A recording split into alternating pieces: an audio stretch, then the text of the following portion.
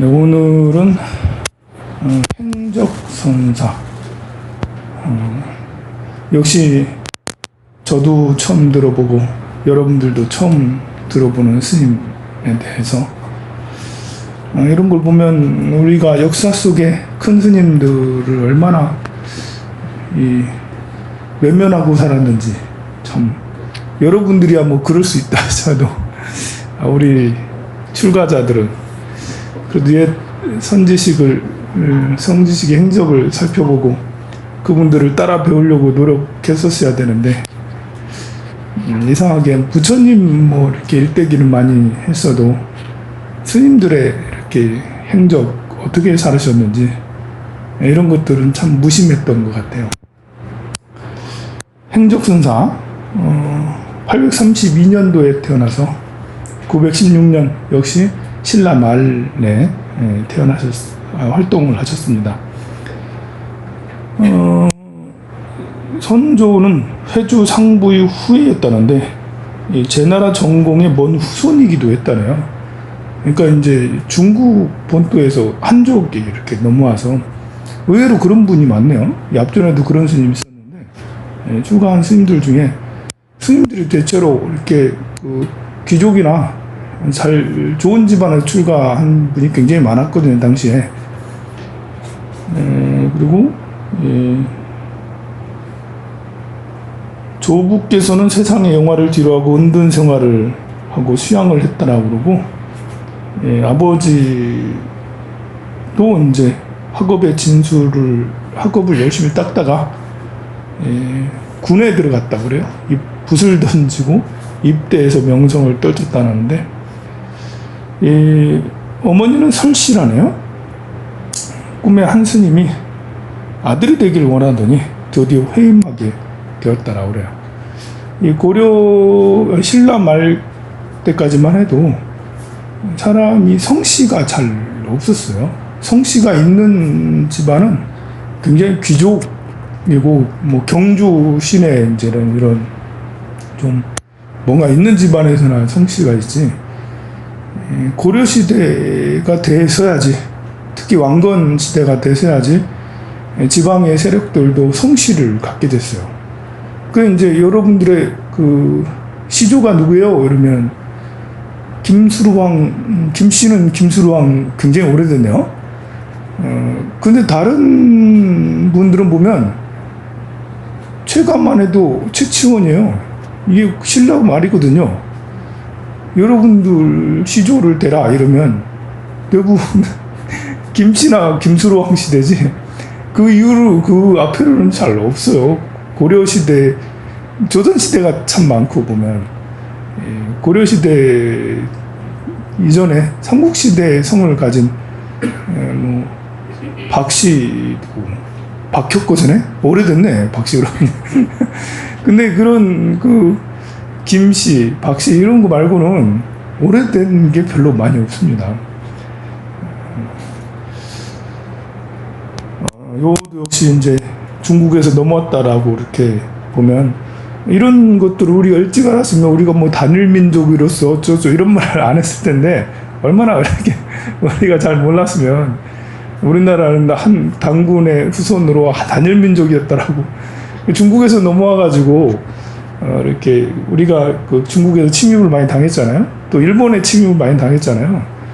그러면서 중국인, 일본인들이 많이 섞였는데, 뭐 넓고 크게 보면 중국이나 일본이나 다 같은 민족이지.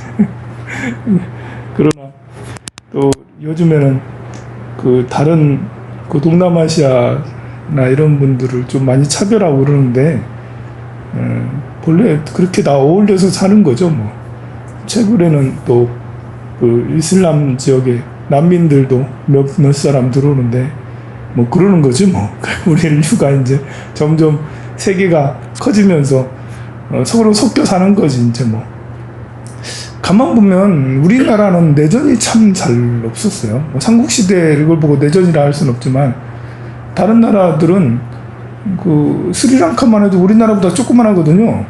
근데 이제 스리랑카도 내전을 한참 동안 겪었어요. 타밀족하고 싱할족인가? 얘족하고 분리 독립하겠다고 서로 판밀족이 그렇게 해가지고 한참을 10여 년을 아마 굉장히 오랫동안을 그 전쟁을 했어요. 미얀마도 보면 북부에 보면 뭐 이렇게 분리주의자들이 전쟁하고 있고 전 세계 각국에 전쟁을 다들 그 민족 때문에 전쟁을 참 많이 하고 있어요. 우리 민족 따로 살게 해달라. 스페인 같은 데도 전쟁까지는 아직 안 가도 스페인도 그런 이제 여론이 많아요. 바르셀로나 여기 쪽에 우리도 따로 좀 해야겠다. 전쟁까지는 안 나도 그 민족 간의 갈등이 굉장히 크다라는 거죠. 그런 거 보면 우리는 그런 갈등이 별로 없어서 다행이긴 한데 이제 남북이 분리돼 있어서 그것이 큰 문제죠. 이제 자 이미 소년 시절에도 도를 배우더니 뜻은 이미 진속을 버렸습니다. 진속이란 건 세속이에요.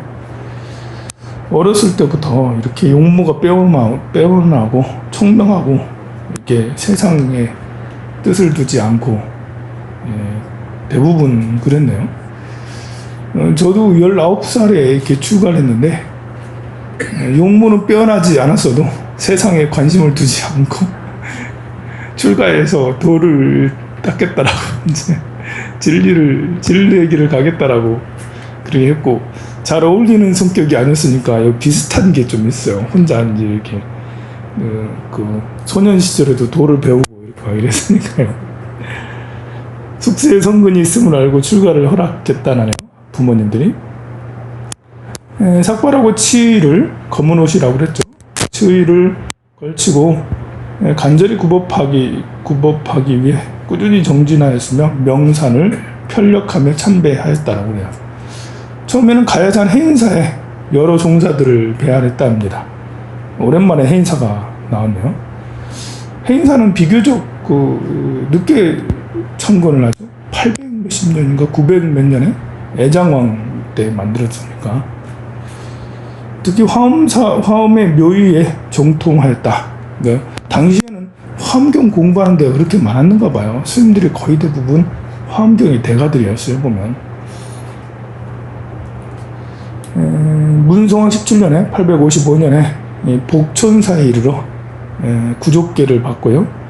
그리고 다시 석장과 물병만을 간단히 휴대하고 그러니까 이제 무소유죠. 무소유. 아무것도 들지 않고 곧바로 사굴산 통요대사 범일국사에 가서 예를 다하고 드디어 입실제자가 됐다고 합니다. 범일국사 진귀주사설 얘기했죠. 저쪽 강릉 명주 일대 아직도 유명한 우리가 구산선문을 다 살펴봤는데 세력이 가장 세지 않았나 싶을 정도로 제자들이 아주 많았던 범일국사였어요. 당시엔 굉장히 큰 스님이었는가 봐요. 이 스님 밑에서 이 스님께 입실제자가 되었다. 우리가 이제 스승과 은사와 상자 얘기를 했었죠. 출가하자마자 스승을 정하게 되는데 머리 깎아주는 은사, 이분은 평생토록 아버지처럼 모셔야 되는 거고요. 또 수행 삼아서 내가 어느 스님 밑에서 열심히 수행해서 그 스님의 애제자, 법제자가 되고 나도 그 스님의 법을 받고 싶고 그래서 깨달음을 얻으면 더 낫고 그 스님한테 인가를 받으면 정말 이제 법제자고 깨달음을 얻지 못하더라도 공부 네가 열심히 하는구나 이러면 이제 그 스님의 법제자가 되기도 하고 그래요. 입실제자라면 공식적인 법제자라고 합니다. 입실 들어갔다. 그 방 안에 들어갔다. 우리 이제 조실 스님이라고 그러거든요.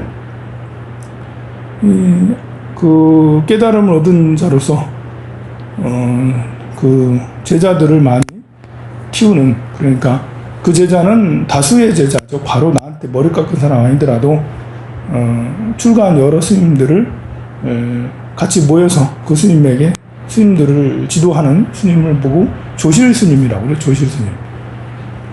선원장 스님은 선원의 가장 이제 대표되는 스님인데 선원장 스님들이 굉장히 많거든요. 뭐 해국 스님, 무여 스님, 또 그 여러 전국에 선원이 굉장히 많으니까 선원장 스님이 많이 있는데, 그 스님들은 이제 사실 조실 스님으로 불려져야지 마땅해요. 이제 그 해국 스님이나 무여 스님은 선원장 하신 지도 오래됐잖아요. 큰 스님이시잖아, 또 보면. 근데 스스로 조실이란 말을 잘 안 써요. 왜 그러시냐면, 조실을 하려면 그래도 법을 그 대대로 내려오는 법을 전수받고, 또 깨달은 도인이라는 분한테 너도 깨달았다 라는 말을 들어야지, 그래야지 조실이라고 할 수가 있거든요. 그건 참 난감합니다. 이제 조실 스님, 명당이 조실 스님 같은데 아직도 선원장 스님으로 남아 계신 분이 참 많아요. 그리고 이제 방장 스님은 또 방장 스님하고 조실하고 조실 방장급이다 막 이렇게 해서, 사실 방장 스님이나 조실 스님이나 법력은 같아요. 이렇게 도인이에요, 도인. 그런데 방장 스님은 총림의 조실 스님이야. 총림의, 우리가 8대 총림 있잖아요. 처음에는 5대 총림이었는데 지금은 8대 총림이 됐어요. 해인사나 통도사, 청광사 같은 그런 데의 조실 스님을 방장 스님이라고 불러요. 이제 더 큰 절이라는 거죠. 제가 여기다 이렇게 해놓고 내가 조실이다 이러면 이제 저 중 미쳤구나. 드디어 삶이 교주가 됐구나. 드디어 교주화가 됐구나 이러면서, 내가 황묘사 이렇게 해놓고 방장이다 이러면 천지분간을 못하는 그런 사람이 돼버리죠. 그래서 입실 제자가 됩니다. 굉장히 이렇게 그 공부가 뛰어났는가 봐요. 견처가 있었는가 봐요. 견처가 있다라는 말은 완전한 깨달음은 아니더라도 좀 공부에 어느 정도 이렇게 수행을 해서 공부 맛을 본 정도. 공부 맛을 봤다는 것은 화두 같은 게 다 깨우치지 못해도 그렇구나 하면서 공을 체험한다든지 뭐 이렇게 그 선법에 또 경전의 묘리를 어느 정도 깨우친 것을 견처가 있다라고 그래요. 그게 뛰어나면 또 입실 제자로 바뀌기도 하고 그렇습니다. 870년도에 그러니까 거의 40이 다 돼서네요. 39세에 당나라에 갑니다. 이 스님도 우리나라에서 계속 수행하다가 당나라도 한번, 그 당시에 유행처럼 당에서 수행하고 돌아온 스님이 많았으니까요. 그때 이제 수도 장안에 도착해서 보당사 공작 자원에 머물렀다 합니다. 의종 황제, 당시에는 이제 당나라의 의종 황제였는가 봐요. 칙명으로 초빙되어 권례에 들어갔다네요. 그러니까 한국에서도 당시에 굉장히 큰 스님이었는가 봐요. 그래서 중국에 가서도 뭐 이렇게 신라의 유명한 큰 스님이 왔다 뭐 이랬는지 황실에도 초청됐습니다. 황제하고 또 대화까지 해요. 대통령하고 대화하는 게 쉬운 게 아니잖아요.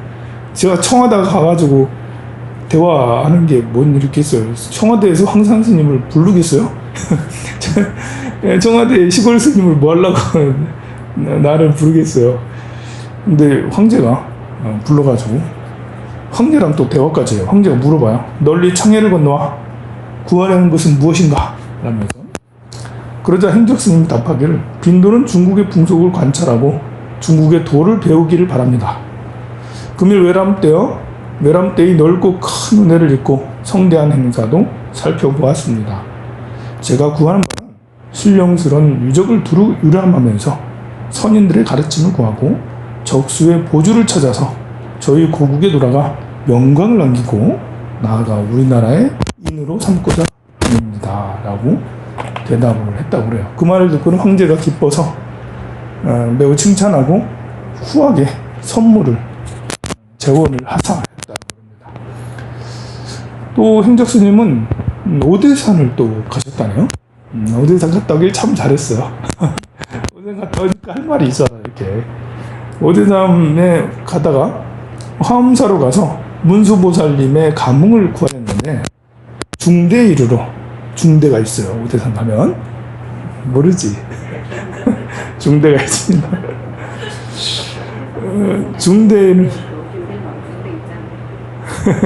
우리 오대산도 중대가 있죠. 예, 근데 남대, 북대, 서대는 나 안 가보자. 네, 여기 중대라고 생각해도 돼요. 우리나라 중대.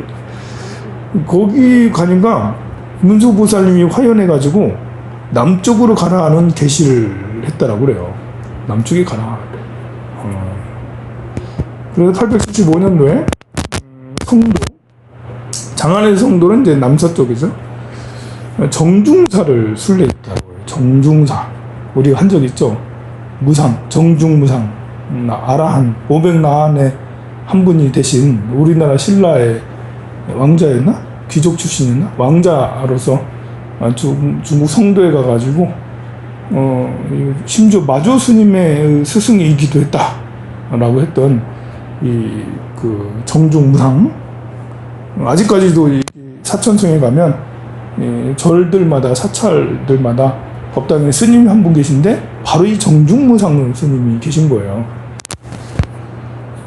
이 스님께 이제 인사를 드렸는데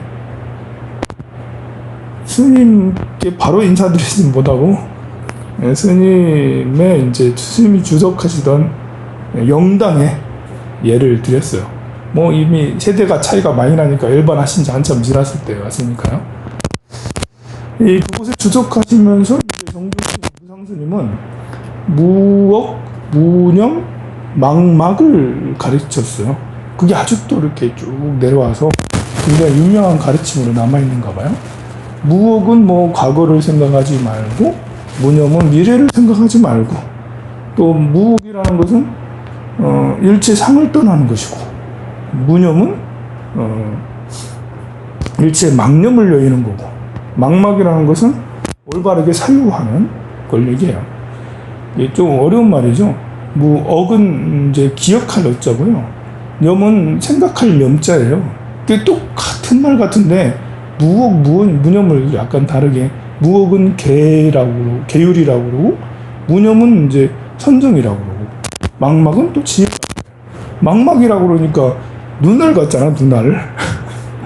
근데 막자는 이제 금지하다, 하지 말자라는 금의 이제 막일, 그러니까 망이라는 것은 잊어버릴 망자예요. 잊어버리지 말자. 이게 지혜를 말한다라고 그래요. 그것을 가르친다는 게 굉장히 중요하고, 이 스님의 제자들이 한참 동안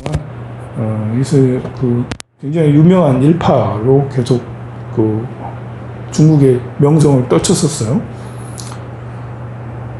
행적 스님은 무상 스님의 영정을 배하라고 스님이 남긴 훌륭한 업적을 듣고 감탄해 마지 않았습니다. 오직 동양인이면서, 같은 고향이면서 시대가 달라 무상 스님의 가르침을 경청하지 못하고 단지 발자취만을 쫓음을 한탄하기도 했죠. 또 지금의 호남성 장사현 석상 경제 스님의 문화로 가서 정성스럽게 예를 표해요. 또 석상 경제 스님도 또한 이름을 떨친 중국의 대선사예요. 그러니까 법맥을 이은 선사입니다. 이 스님에게 가서 마음의 보배를 얻게 됐다. 역시 이제 법을 너도 깨달았어 라는 인가를 받았던 것 같아요. 그래서 남악 성산으로 유람하다가 선지식을 참배하고 다시 조계로 가서 해능대사의 보탑에 예를 하였습니다. 정말 이제 유명한 선사, 이제 유명한 스승을 찾아다니고 옛 선사의 영정 예배를 드리고 정말 성지순례를 한 것 같은 그런 느낌이 듭니다. 그러다가 이제 헌가원 11년 885년 이때 돌아왔어요. 그러니까 한 10년 정도, 5년 정도네요? 아닌데 870년에 들어갔으니까 16년이네요. 16년을 중국에서 순례만 한 게 아니네요. 치열하게 수행도 하셨네요. 16년 동안 중국에서 수행하시다가 돌아오셨어요. 돌아와서 이제 사굴산 범일국서에 가서 예를 다하고 물병과 바루를 지니고 운수 행각의 길에 나섰어요. 굉장히 나이가 드셨는데도 당신만 해도 60이 다 되면 거의 뭐 할아버지, 요즘에는 60이 다 돼도 팔팔해가지고 아직도 일할 수 있다. 요즘에 연세가 드신 분들의 기대, 자기가 몇 살까지 했으면 좋겠다라고 전 국민한테 물으니까 나는 72살까지 일할 수 있다, 일하고 싶다 라고 대답을 했다라고요. 평균적으로 72세입니다. 근데 정년은 60세가 좀 많으면 65세. 이게 좀 안 맞죠? 몸은 팔팔한데 빨리 퇴직시키고 나머지는 뭐하지? 하면서 할 일은 없고, 또 그렇다고 뭐 나이가 60대 중후반이 돼서 젊었을 때처럼 8시간, 10시간 일할 수는 또 없고, 한 서너 시간, 뭐 두세 시간, 서너 시간, 너댓 시간 일할 수 있는 그런 일자리들이 많이 늘어나야 될 텐데, 그거는 참 쉽지가 않은 것 같아요. 그때 그렇게 부지런히 정진해서 원적에 들 때까지 정성껏 범일국사를 시봉을 했다라고 그래요. 범일국사의 뭐 거의 그 일대 제자라고 할 수가 있겠죠. 인가를 받은 초기에는 삭주에 건자하면서 겨우 띠집을 수리하고 산문을 열었는데요. 스님을 흠모해서 도를 구하려고 오는 행렬이 끊이지 않았다라고 그래요. 검소하게 조그만하게 이제 토굴처럼 하다가 여기서 이제 조금 더 낮게 해가지고 사람들이 많이 찾아와서 제자들이 많이 생겨서 왕성으로 진성한 8년에 왕성으로 옮겨갔다라고 그래요. 효공왕 시절에 다시 성박 그 군으로 돌아왔는데요. 효공왕이 그 당시에 선종을 굉장히 좋아했는가 봐요. 그래서 행적 스님을 굉장히 이렇게 돕고 불사도 많이 도왔는가 봐요. 근데 이제 이때가 왕들은 굉장히 불교를 숭상을 했지만 사실 신라 말에는 혼란기거든요. 왕의 힘이 하나도 없고 지방 호족들이 세가 강해지고 지방 호족들이 다 분리하고 분리 독립할 만큼이나 이제 다 사병을 거느리고 왕의 말을 듣지 않고, 그러니까 이제 백제 지역에 변원이 일어나게 되고 고구려 지역에 왕건 세력, 궁예 세력이 막 일어나고 그랬던 거죠.